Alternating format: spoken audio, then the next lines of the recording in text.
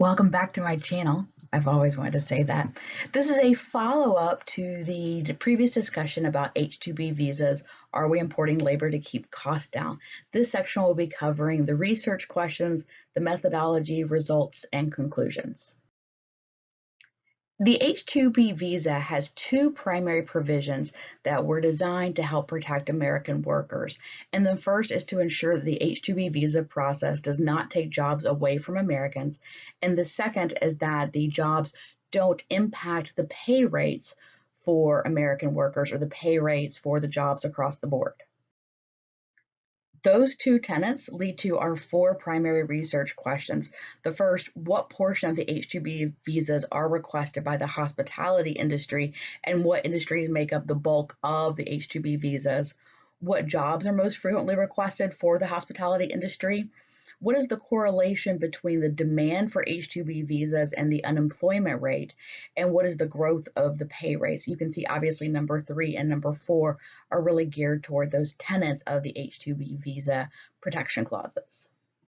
I believe I mentioned this last presentation, but the methodology, our data will be collected through the U.S. Department of Labor and is done through the collection of I-129 filings.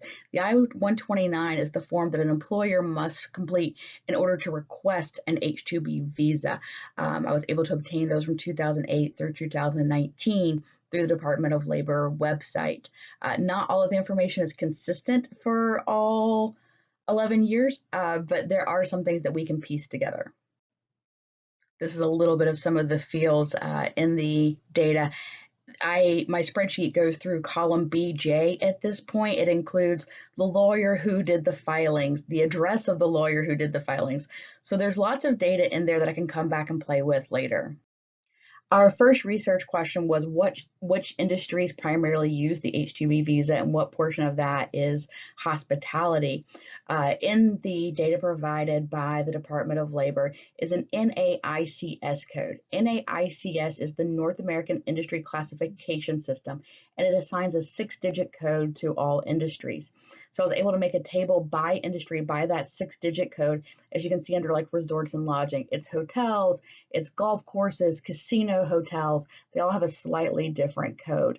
And then I was able to sum those from each of the years to determine how the number of or how large each industry is. And as you can see, the largest is landscape and the second is resorts and lodging. Other amusement and recreation is also in there. Interestingly, a very popular position for the H-2B visa is coach, and a lot of equipment type things like for ski resorts was a really big one, racetrack personnel. So some other interesting things for my sports friends. When we look at the number of certified applications by industry by each year, landscape is certainly the largest at about 40% of all of the applications. Resort and lodging is consistently number 2 at around between 12 and 14%. Other amusement recreation is the third largest. For this study, we're going to focus exclusively on resorts and lodging to keep it simple, and since we're really looking at pay rates too. Research question 2, we wanted to look at what jobs within hospitality are the most frequently requested. So we filtered the report down to just the NAICS codes that belong to lodging and resorts, and then did a sum if to figure out which jobs were the most requested. Maids and housekeeping is number 1 by a long shot. They make up about 33%. There were some pretty large ones down lower, but there's a lot of fluctuation between years. There's a weird job, dining room, cafeteria attendants, and bartender, which is kind of a weird combination since we also have waiter and waitresses separate, and bartenders is listed separately also. So I didn't want to pick a category like that had a lot of ambiguity, and thankfully it wasn't in my top 5. I really wanted to focus on categories that can get clean data and a clean description about what the job is. Those top 5 jobs consistently represent at least 70% of the lodging jobs. This is when it got fun. If we believe in the law of supply and demand, as the unemployment rate in the U.S. drops, thus we have fewer people looking for jobs, the demand for these visas should go up. So I was able to get the unemployment rates back to 1985. I can get a clean demand for visas back to 2010. Prior to 2010, there were a lot of different provisions within the H-2B visa policy.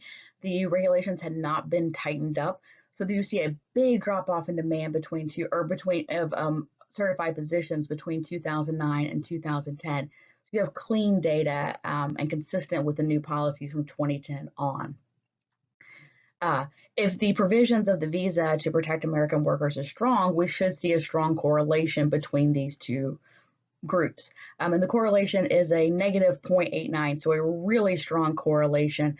The regression analysis is significant, and we have an adjusted R-square of 0.768, meaning 76% of the difference in demand for visas can be related to the change in demand for unemployment. This is my favorite thing to look at, and I like to look at it so much it could become my dissertation. But we want to look at how the pay rates for each of the positions have changed over the 5 years that we have really clean data. We only have the NAICS codes back to 2015, so to keep it clean, to make sure that we're only looking at dishwashers within the hospitality industry or within the lodging industry, we need to do it by that code to keep clean data. I wanted a strong national average to compare these rates with, and I thought about using the federal minimum wage. However, the federal minimum wage has not changed since 2009. It's still $7.25. So I wanted to think of a national metric that was used across the United States for a low skill position, and Walmart was a really good source, and it's actually been used in other low income research. They're low skill, it's a national distribution, and it's very well documented as Walmart has had a lot of publicity putting out their minimum wage across the company. So I was able to chart the pay rates for each job across the 5 years with all of the different applications for each one. So I wanted to measure the correlation of each job's pay rate growth to the pay rate growth of Walmart. And the correlation was strong for each of our top 5 positions, except for maids and housekeeping. I also wanted to measure the growth rate. This is essentially the slope of the curve, comparing Walmart's growth rate, which was 4.47, I say that's 4.47%, to each of the other jobs. Interestingly, housekeeping or maids in housekeeping, cooks and dishwashers were all really much lower than the Walmart rate.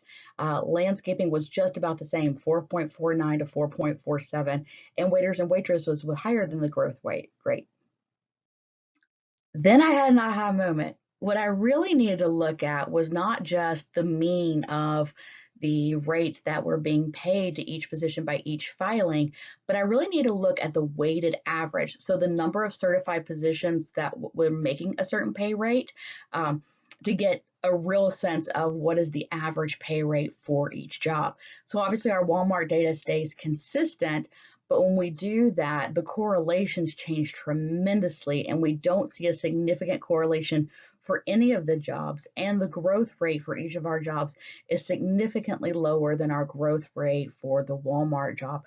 Again, specifically looking at housekeeping at a 4.04 compared to a 4.47, and cooks and restaurants at a 4.02 compared to a 4.47. Landscape is the only one that stayed close.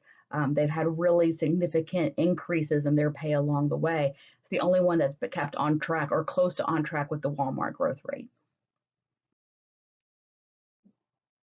So for our theoretical implications, for the law of supply and demand to be supported, then the demand for visas should go up as the unemployment rate comes down, and we did see that. But also if the law of supply and demand is supported, then the demand for the visas are going up, the pay rate should also go up, and it has, but it's not gone up as significantly or as much as the pay rate for what's established as the average American low-skilled job. And why didn't it? Is the H-2B visa a part of that issue? So when we think back to the empirical implications and those 2 main provisions that are provided by the H-2B visa, that it does not take away American jobs, that seems to be the case with what we've shown here, and that it does not lower the rates, we cannot prove that it does not lower the rates. There is other practical and theoretical significance to this study. It is timely in our conversation about immigration, especially even with the COVID. I don't know if everybody has seen, but a lot of folks who are on an H-2 type visa or on a migrant visa are considered essential workers, like farm workers who are still working. Interestingly, in hospitality, obviously they're not working, and most of resorts shut down before the April 1st season. And even before that, the embassy in Jamaica had closed. So no visas were processed for the spring season of 2020 for the H-2B visa. But this also has a huge impact to seasonal luxury resorts, and that's a sample that I'd really like to study further. Is a threat to resort operations and ultimately domestic jobs, and it adds the academic research on international labor and wages. In looking at regression and correlation, it's been interesting that since 2010, it's been very one direction. Unemployment has gone down, demand for visas has gone up. It will be really interesting to look at 2021. Obviously, 2020 is pretty much a wash. We're not likely to have H-2B visas for the 2020 season. Also, the NAICS industry codes are only provided back to 2015. I'd like to look at pay prior to 2015. So that's going to mean computing pay rates without that industry code. So that'll be another interesting study to see if pay rates are significantly different without the industry code than if they are. How landscape would be a really interesting one to look at. You saw landscape was one of the top 5 jobs within hospitality, and landscape services was the highest industry. So how does landscape pay within the hospitality industry compare to landscape pay for all H-2B visas? That sounds like a good next study. Thanks so much. I look forward to any questions and feedback.